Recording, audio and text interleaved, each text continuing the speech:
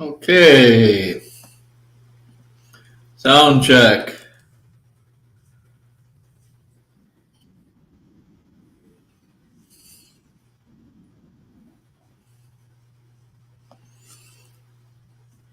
Is the audio okay?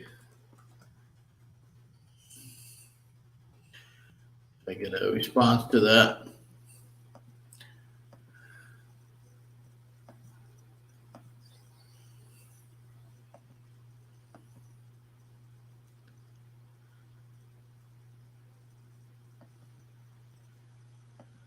All right.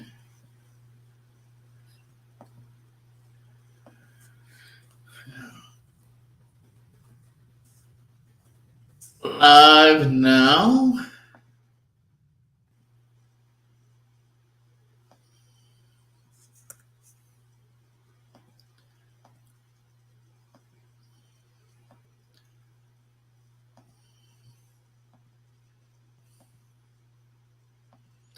Okay.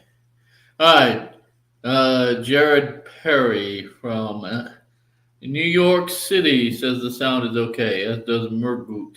I don't know where Murgut is located.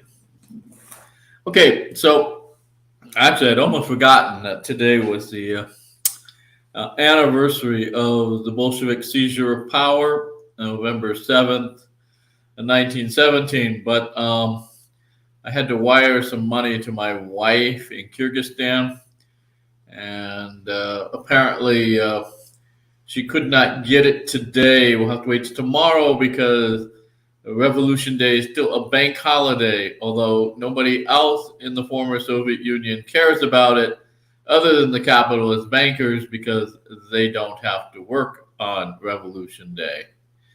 Uh, so, one of those things, it still has an official holiday, but only capitalists care about it because they're the only ones who actually get off the day. The actual workers all have to work on the anniversary of the Bolshevik Revolution in the former Soviet states. But I'll go over that, and I'll cover what I went to the monthly meeting for the Southeastern New Mexico Historical Society, and saw a presentation on the murder of the third sheriff of Eddy County by the first sheriff. Oh, I guess I shouldn't say murder since he was acquitted due to self-defense, but the killing. So I'll go over that real briefly. It's not that in depth or difficult to re-describe, I suppose. And anything else anybody wants to me to cover, although there are very few people watching. It looks like I have five, and it may peak at five. Who knows? Okay, but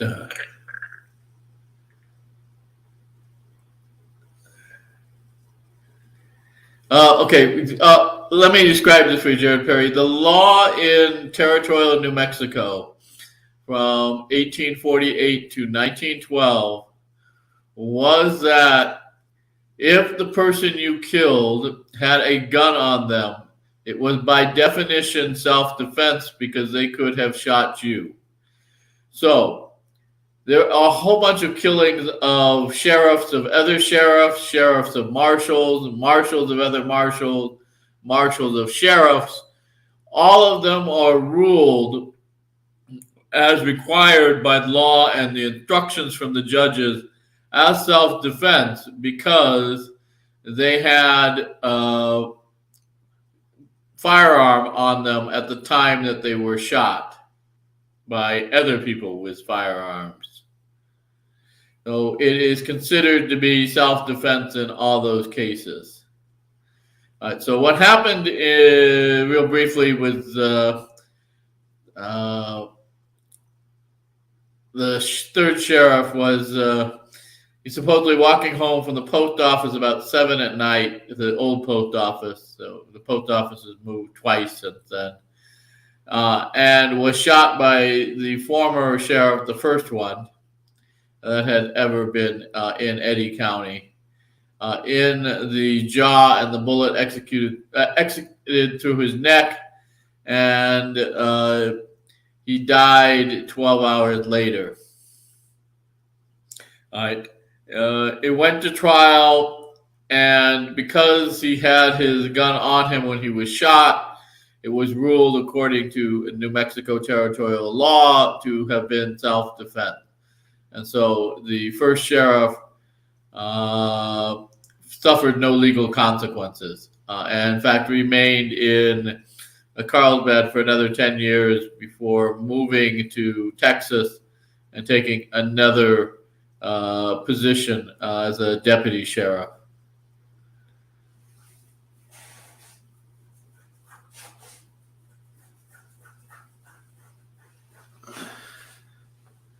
All right, so that's over. So let's back to the Bolshevik seizure of power. On our current calendar, because the calendar changes from the old Russian Empire, November 7th, 1917. And you have a series of campaigns, although it's not as organized as what happened under China, under Mao, under Lenin and Stalin, that are basically waves of mass terror going up until the early 1950s, right before Stalin's death on 5th of March, 1953.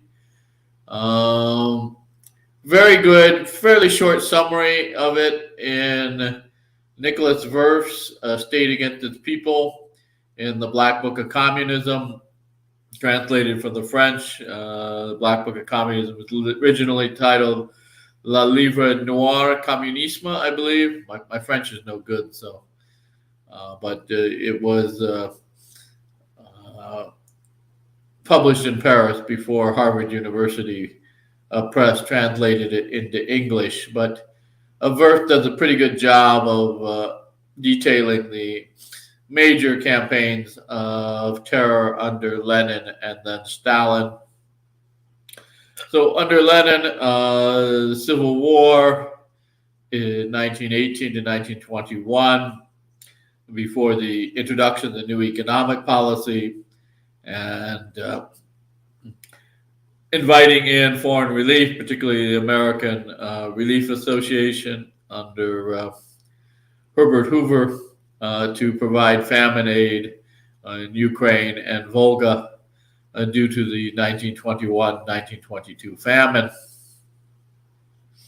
So in 1918, 5th of September, in response to the assassination of Moses Uritsky, the head of the Cheka in what will become Leningrad, St. Petersburg, or Petrograd, and the attempted assassination of Lenin himself. He's shot by Fanny Kaplan, an SR, social revolutionary.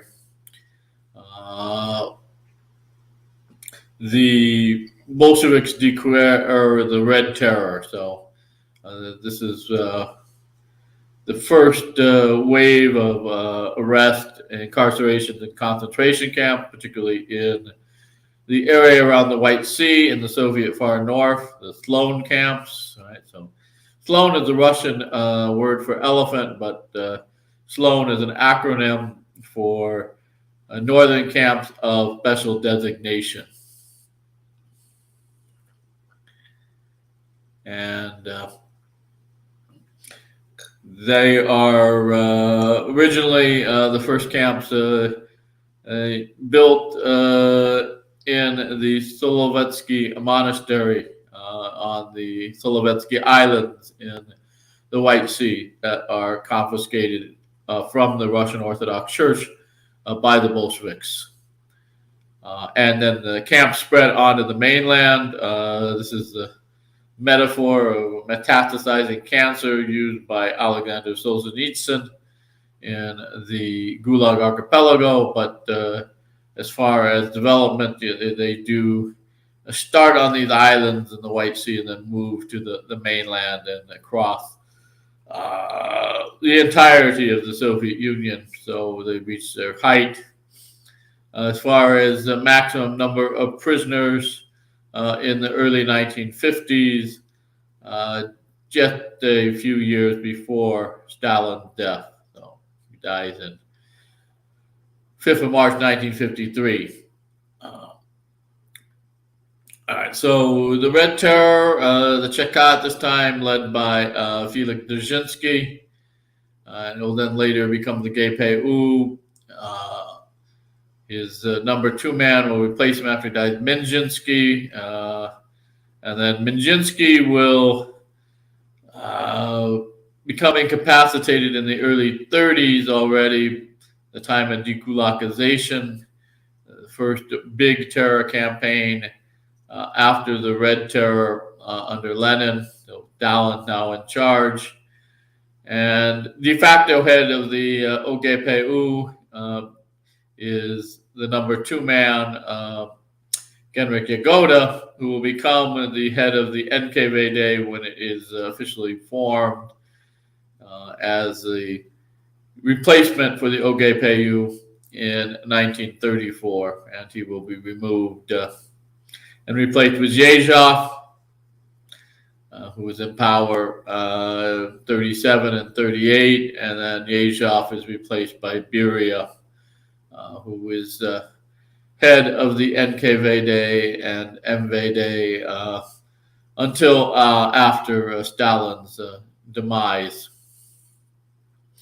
So the Red Terror is the first campaign and involved shootings and incarceration in concentration camps, suppression of variety uprisings, including the peasant uprisings, so-called Green Movement, particularly in Tambov under former SR Antonov. The numbers are really sketchy for this period. I see estimates not including the famine of 21 and 22, but just executions by the Cheka and deaths in concentration camps from a low of 50,000 or so, which is still quite high, up to 200,000. But compared to what comes next under Stalin, these are pretty low figures. At this time, the Cheka is dominated by Latvians.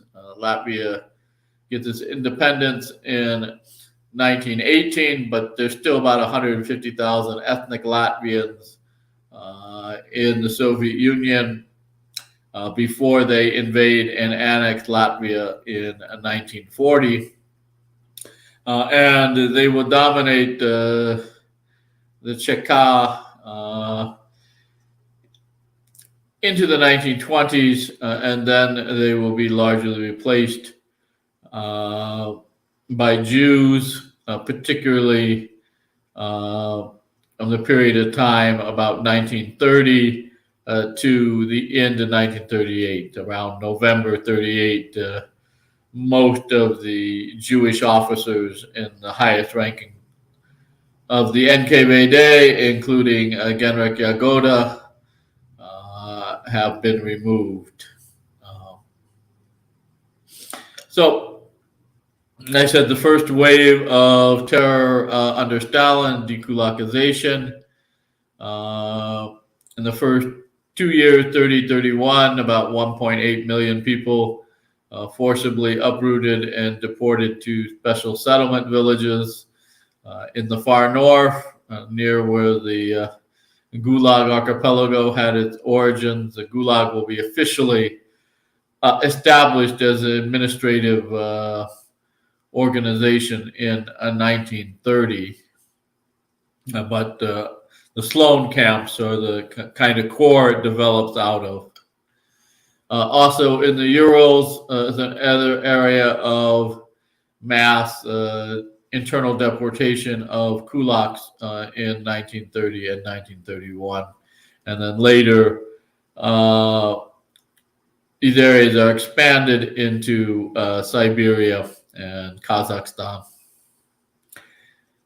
So all total, by the end of 1934, some 2.5 million people branded as kulaks have been deported to special settlement villages. Hard to say how many died because we don't have figures for the first 2 years. The recorded numbers only start in 32. But given what we have for 32, 33, and 34, as well as kind of estimates for 1930, 1931, probably a range about 600,000. So a little less than a quarter, or 25% of the people forcibly dekulakized and internally exiled to special settlement villages. Although it's hard to tell, we know how many are missing from the original deportation figures and the first count on 1st of January 1932, but we don't know how many of those are escapees versus how many of those are deaths. So how you average those numbers. The 600,000 deaths total would, I believe, have half of the missing from the year 30 and 31 be deaths, 50%. And the other 50% people fleeing out of the special settlement villages. It's only in 1934 when Genrikh Yagoda becomes head of the NKVD and Matvey Berman takes control over the Gulag from Lazar Kogan, including the special settlement villages, that we see a tightening up of the security to reduce escapes. There's an awful lot in 32 and 33, and there we do have recorded deaths, and the one is driving the other. That is, people are fleeing the special settlement villages to avoid dying of famine during this period of time. I did my PhD in 2002 to 2004, so I was 32 when I started and 34 when I finished. So 33 isn't too late.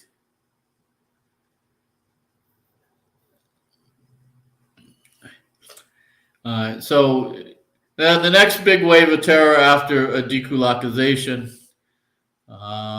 is the Great Terror of 37 and 38. So there's a bit of a lag there. And there's also on the heels of the dekulakization, often included with it, the Holodomor and the Kazakh famine. So the Kazakh famine starts about 31. People who are forcibly settled in Kazakhstan rather than allowed to move from a pasture, winter pasture, summer pasture, the transhumanate, semi-nomadic population, as well as about 10% that were totally nomadic, constantly on the move. So about a quarter of the Kazakh population, about 1 million people, died from famine, since the pasture land was not sufficient to keep their sheep flocks fed all year round. That's why they were moving from pasture to pasture as a semi-nomadic population.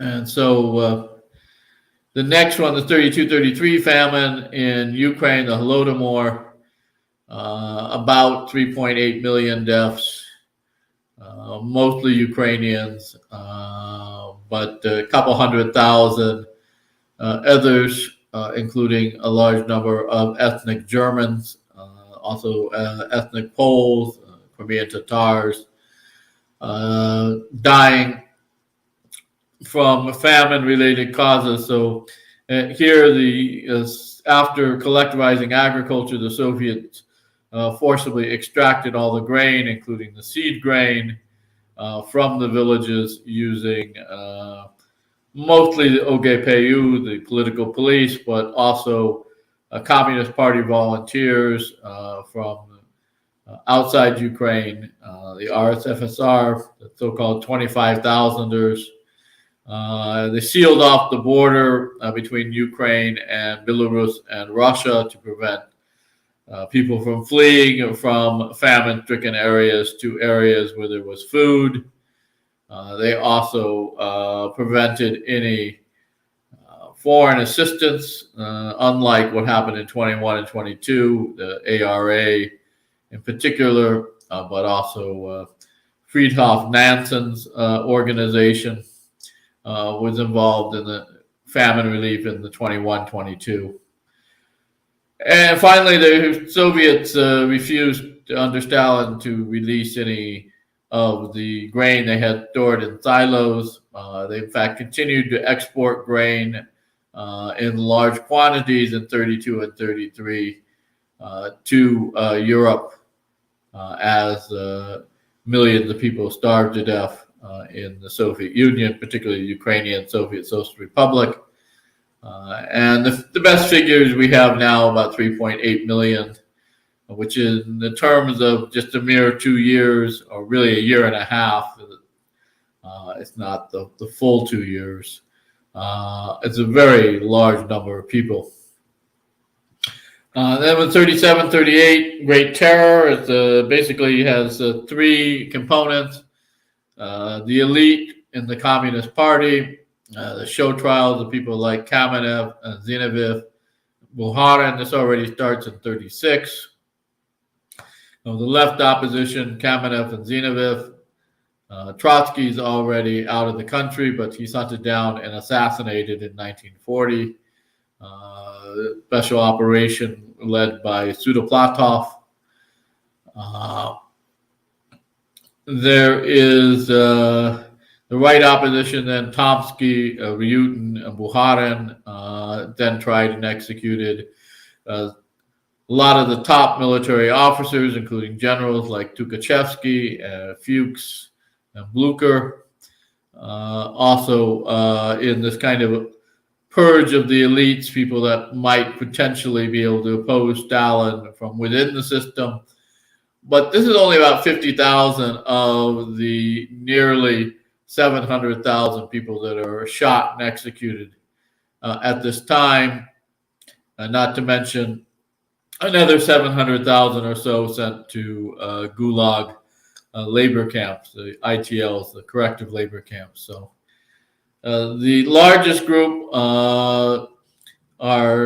is the Kulak operation. All those kulaks that escaped to the cities in the earlier part of the 1930s are now rounded up, and many of them shot, others sent to labor camps.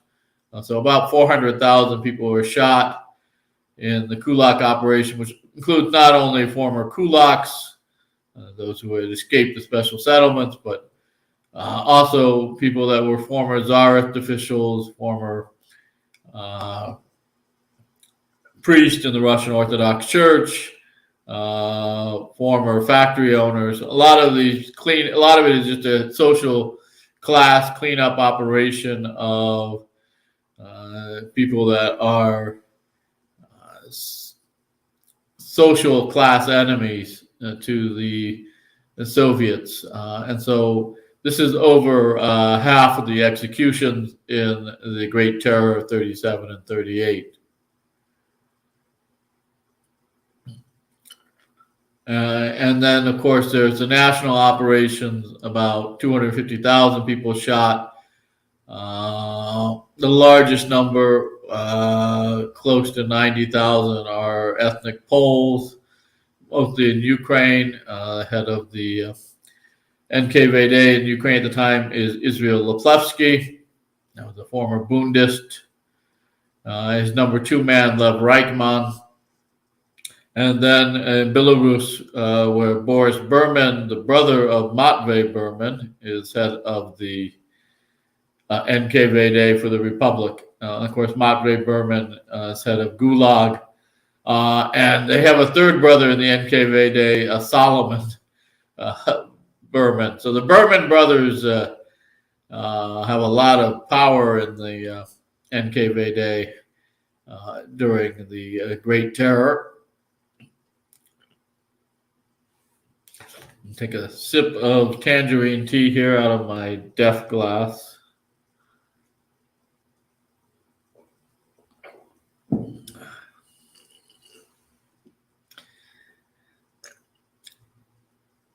And the next largest of the national operations after the Polish operation is one I've spoken about a lot, and that's the German operation. In total, the number of Germans shot during these 2 years is about 46,000, 29,000 specifically in the German operation. The others mostly in the Kulak operation. Then there's a Latvian operation, an Estonian operation, a Greek operation, most of the diaspora nationalities, a couple exceptions. There's no Jewish operation, there's no Gypsy operation, there's no Assyrian operation.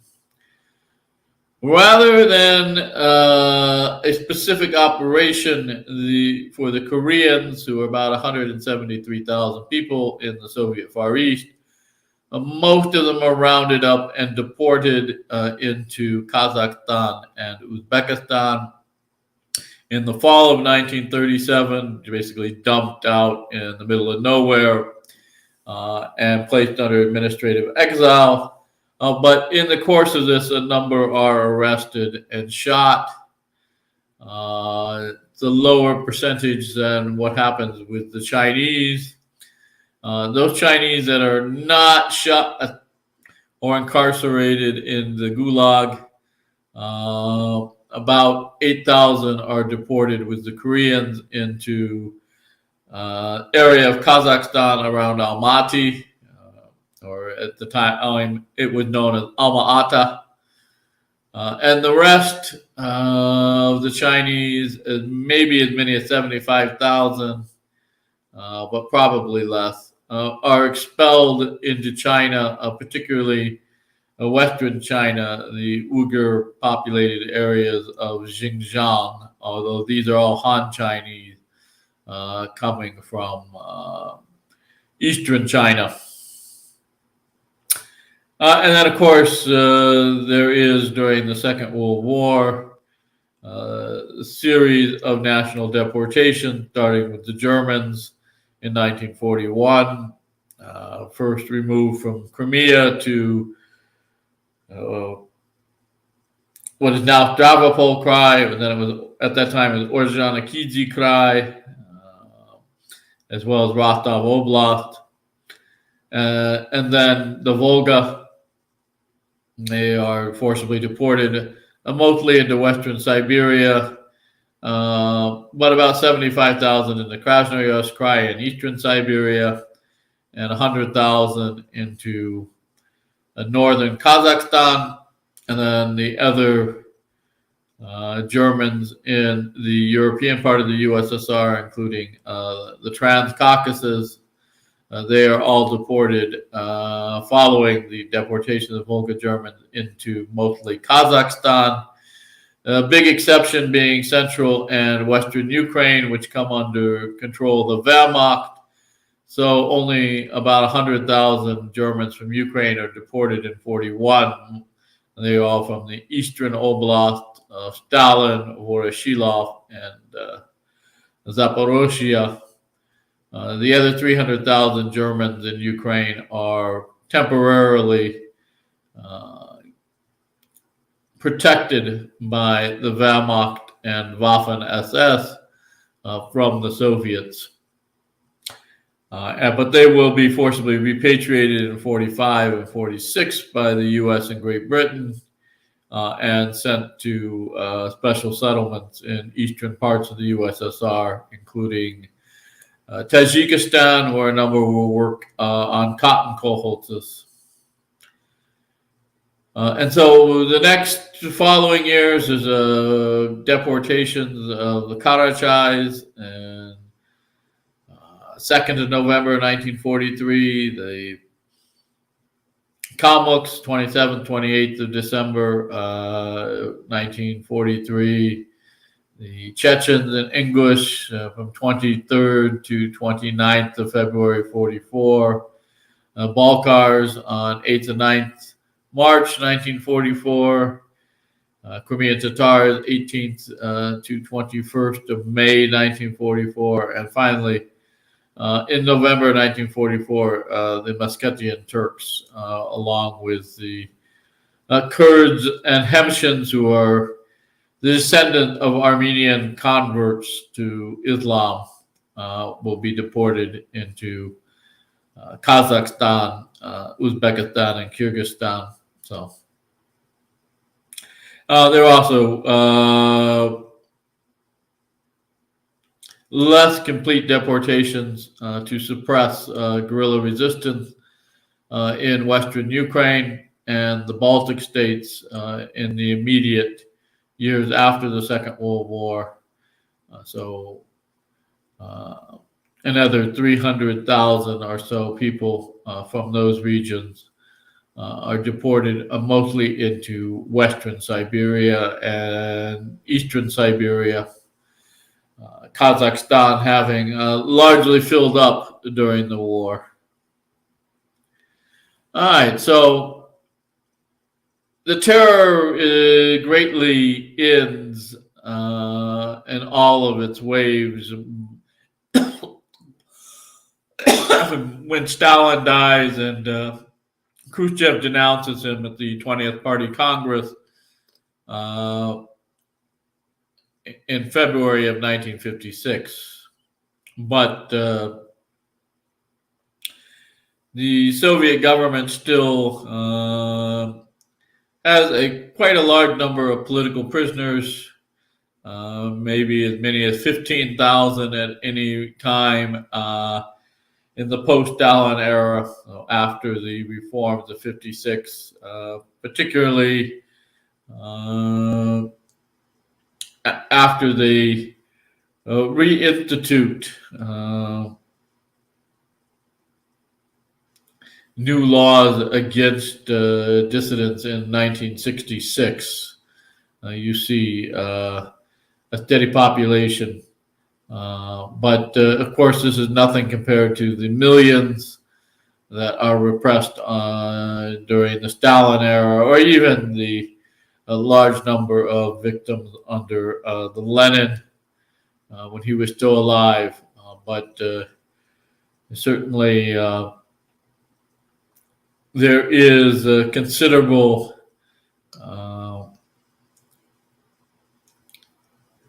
ability by the Soviet state to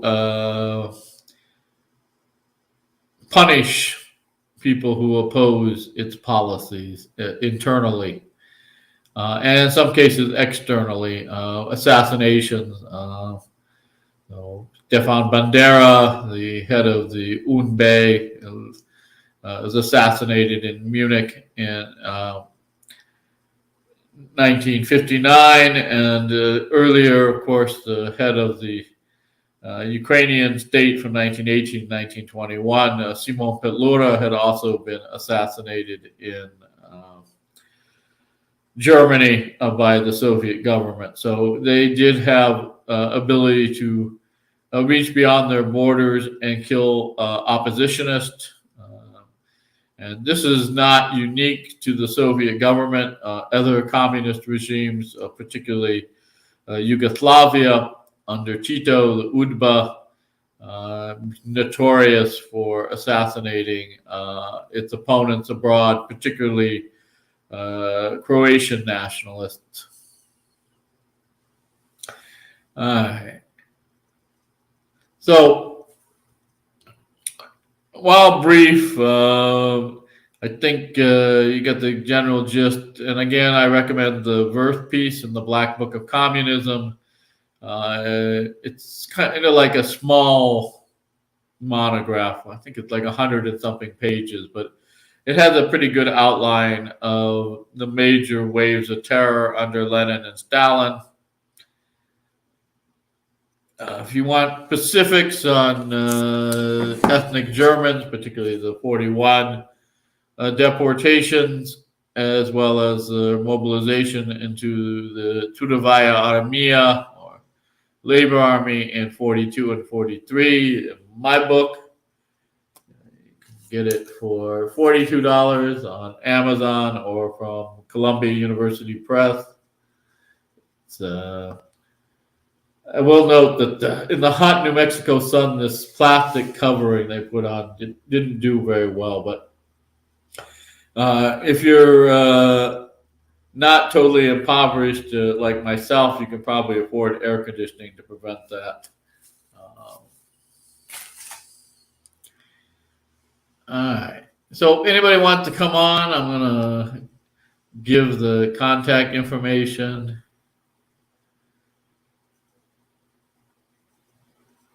Well, the leaders that they were assassinating did at one time lead internal opposition. It was quite effective. So, as I said, the Ukrainian leaders, the head of the Ukrainian People's Republic in 1918 to 1921, Simon Petlura, was assassinated. The head of the UNB, the political organization behind the insurgency by the UPA against the Soviets from 1945 until 1952, so 7 years of fighting. Stepan Bandera, and he had earlier been involved, of course, against the Polish, and then he was incarcerated for a while by the Germans in Sachsenhausen and some other camps, and then released so that he could help form the 14th Galician SS division as the Soviets were advancing after winning at Stalingrad from 1943 on. But so one group of people the Soviets assassinated were Ukrainian nationalist leaders who had been effective in actually liberating Ukrainian territory from Soviet rule, particularly Petlura. Earlier on, they basically had all of Ukraine independent for a 3-year period. Also, people that defected from the KGB, a number of them, assassinated either by the Soviet KGB or the Bulgarian version of it in places like London. London has always been notoriously infiltrated by the agents of Moscow. It's not a good place to hide. If München wasn't either, as I said, that's where both Petlura and Bandera met their end.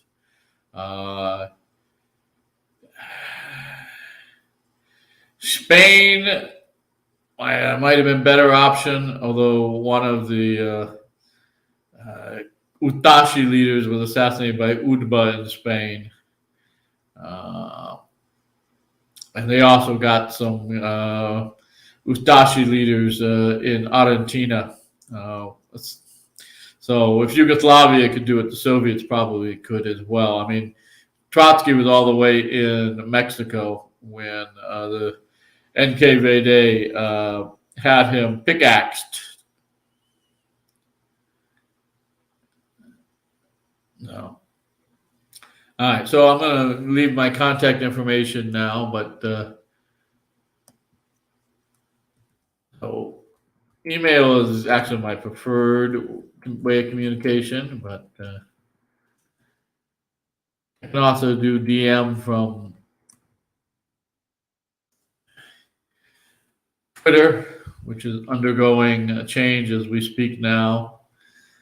So we can discuss Bolshevism and Soviet terror, or we can discuss New Mexico lawmen in the territory of New Mexico killing each other and being acquitted because the law at the time was if you were carrying a gun and somebody kills you, it's automatically self-defense for the killer because you could have shot back.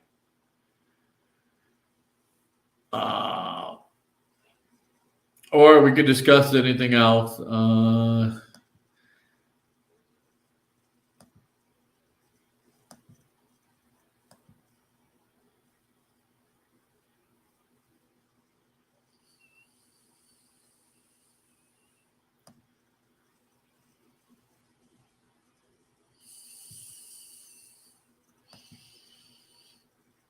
Let me open this here.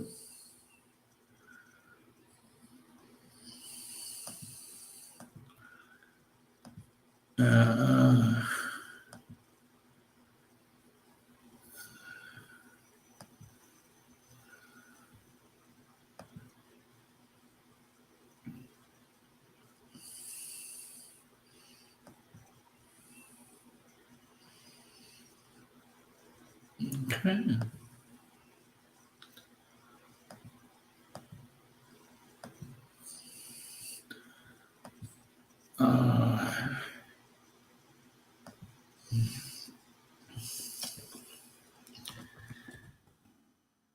So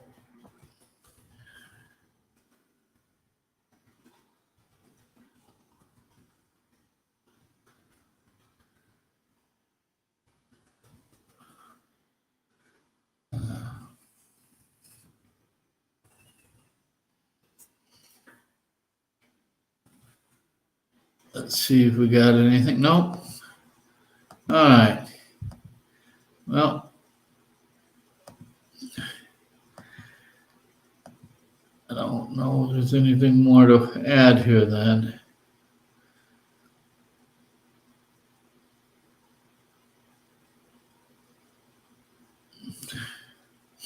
Let's see what we got in the chat again.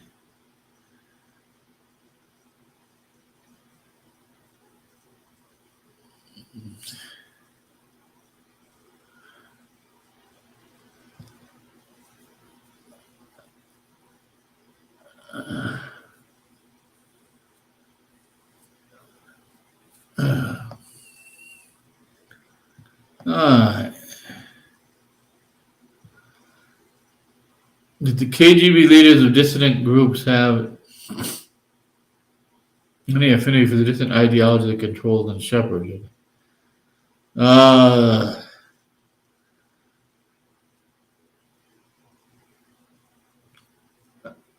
don't know. Hard to read people's minds. You can't get into the heads of dead people. Why it took New Mexico so long to get statehood given that Santa Fe was such an old city? Well, Santa Fe was established by the Spanish as the first state capital in what is now the United States. But the reason why New Mexico took until 1912 and was the second to the last, only Arizona came later, of the lower 48 to get statehood, was because it was deemed that the population consisting largely of Hispanos and Indios would not make good American citizens. Now, but the beginning of the change was the Spanish-American War, which is sometime after the territory was taken from Mexico, and the Treaty of Guadalupe Hidalgo was signed in 1848. All right, so in the Spanish-American War, there's a high percentage of local Hispanos that volunteer to fight with Teddy Roosevelt and the Rough Riders against the Spanish in Cuba. And we see here this kind of proving that they are more loyal to the U.S. than they are to their ancestral homeland in Spain. And then we will have New Mexico becoming a state in 1912 before World War I, where you have the next large war the U.S. fought after the Spanish-American War and the subsequent suppression of the insurgency against the United States in the Philippines, which is taken from Spain during the Spanish-American War, along with Cuba, Puerto Rico, in the Caribbean. So those are the main islands. Guam is also taken at this time from Spain in the Pacific, but it's kind of tiny compared to the Philippines or Cuba or even Puerto Rico. But one of the setbacks that made it so late also is what happened during the Civil War. So during the Civil War, southern New Mexico around Mesilla breaks off along with southern Arizona to create the Confederate Territory of Arizona, which is against the Union. It's conquered fairly early on. After the major battle in the West is in New Mexico, Glorieta Pass, where the Union defeats the Confederacy. And then after that, in 1863, the Union Army, having defeated the Confederate forces, which had retreated back to Texas, concentrates on fighting against the Navajos. And there is the long walk after their defeat at Cannon de Chile, where 9,000 Navajos are marched from the northwest part of New Mexico into the Bosque Redondo, and they are not released from there until 1868 and allowed to return home. So this is one of the reasons why it's so late is that during this time we see the Anglo population in southern New Mexico openly siding with the Confederates to secede from the Union. So you have both a distrust of the Hispanos of being loyal to Mexico or even Spain, maybe.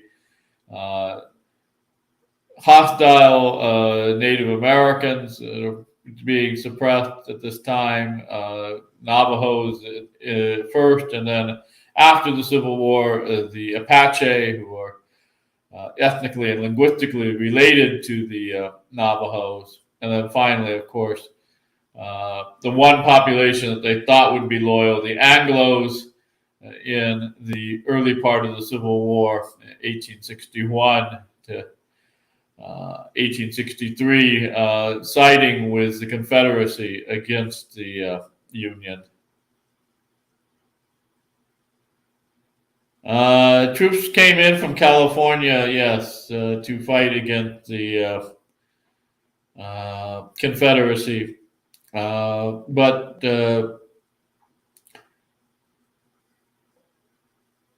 again, there's not a lot of fighting in Arizona. Picacho Peak is the biggest battle of the Civil War. The main battle, basically in the west here, is here in New Mexico at Glorieta Pass. And after their defeat there, the war in the west is pretty much lost for the Confederacy. So they do not attempt to move westward after that. So they concentrate in the eastern parts of the theater, I guess. I'm not an expert in the Civil War, but it is pretty much over for the Confederacy as far as the western areas are concerned after Glorieta Pass. They are pretty soundly defeated. It was, I don't know if it was ever a major point of emphasis for the Confederate government under Jefferson Davis and the Confederate Army under Robert E. Lee. It seemed to have been kind of a sideshow to see if they could actually get to the West Coast. That is, the idea of extending Confederate Arizona all the way to San Diego.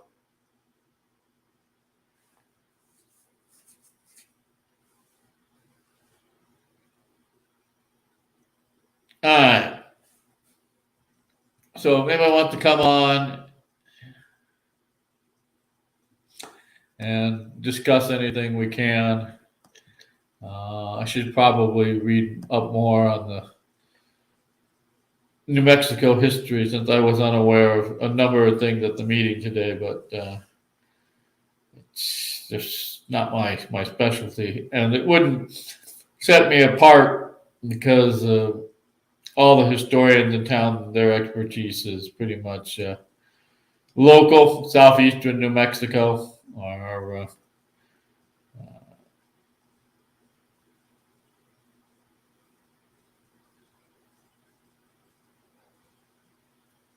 I have no idea about monetary policy in the CSA.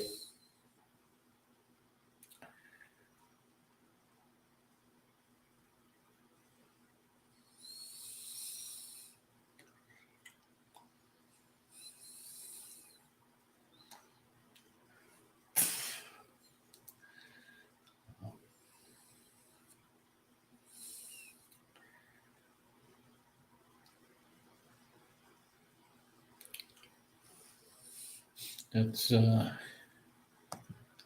there might be somebody written about it though. The Civil War is one of the things that American historians like to cover ad nauseum. So, for instance, while it's not a main thrust of the war, right, there's quite a few books actually written on the Western Front. And while you would expect most of them to focus on the battle at Glorieta Pass and what led up to it, since that's the turning point in the West, that's where the Confederacy is militarily soundly defeated. I've seen books that are dedicated just to fighting in Arizona, which was much less. I've seen books that are just dedicated to American Indian policy, particularly towards the Navajo during the Civil War, and so don't actually deal with the conflict between the Union and Confederate armies very much, because the Union had already defeated the Confederate army at that point. So it's one of those things, because it was the largest military conflict on U.S. soil ever. It gets a huge amount of attention from American historians, but it's also a reason for me to kind of avoid it, because, again, it's an overcrowded, overcrowded field. It's not. I don't think I have much to add in any sense to what other people have done.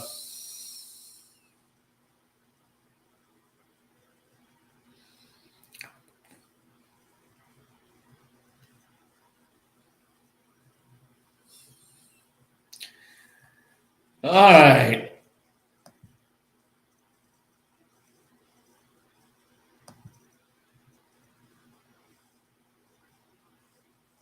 Oh, if there's nothing else, then I will probably let this go. It's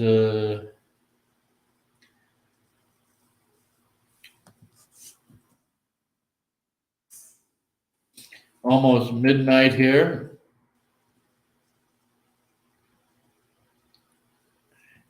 And been going for about an hour.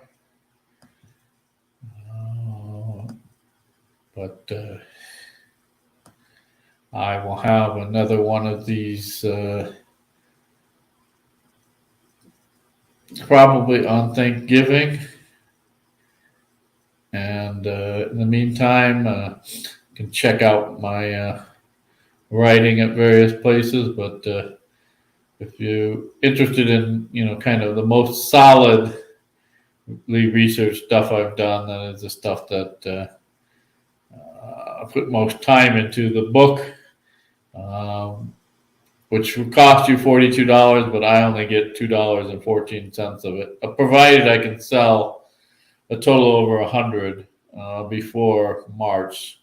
According to WorldCat, it's in 71 libraries, so I don't know how many more of the 29 I have to make up, but I don't think I've sold 29 individual copies in addition to the 71 libraries, but I don't know for sure.